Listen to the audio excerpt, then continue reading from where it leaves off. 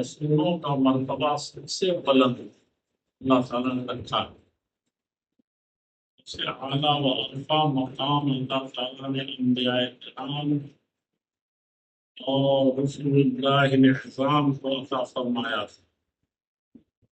لیکن عجیب بات یہ ہے، اس کے بارے میں فرمایا کہ ان میں بھی درجے کو عام طور پر سب سے افضل ہے، لیکن خاص طور پر ان میں سے بعض سے افضل۔ فضلنا بعضهم على بعض، بعض کو بعض پر فضیلت ہے۔ اس میں نہ کہیں عدم مساوات کی بات آتی ہے، نہ ہی عدل و انصاف کی کسی طرح سے تقاضے کو نہ پورا کرنا ہوتا ہے کہ عین انصاف ہے، عین حقیقت اور مساوات ہے کہ جو جس کا حقدار ہے اس کو وہ حق ادا کیا جائے۔ تو چنانچہ انبیاء نے اللہ کے نبی صلی اللہ علیہ وسلم فرمان کے مطابق آپ کہتے تھے کہ یونس بن متیٰ کے اوپر اس کو ذرہ برابر فضیلت مند، ذرہ برابر مجھے ہے۔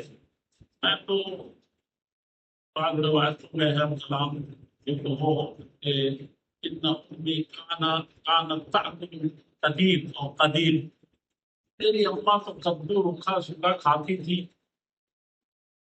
لوگ تو ایسے لوگ ہیں، ہم کو کیا بڑھاؤ چڑھاؤ، روٹی کما کرتی نسل۔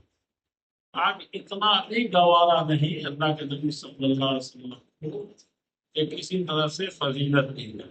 انا سید ولد آدم ولا فخر، کوئی فخر کی بات نہیں ہے، لیکن اللہ تعالیٰ نے مجھے سارے انسانوں میں سب سے بڑا سردار بنایا۔ تو یہ اللہ تعالیٰ کے نظام کا ایک ایسا حصہ ہے کہ اس کے بغیر کوئی چیز چلنے والی نہیں۔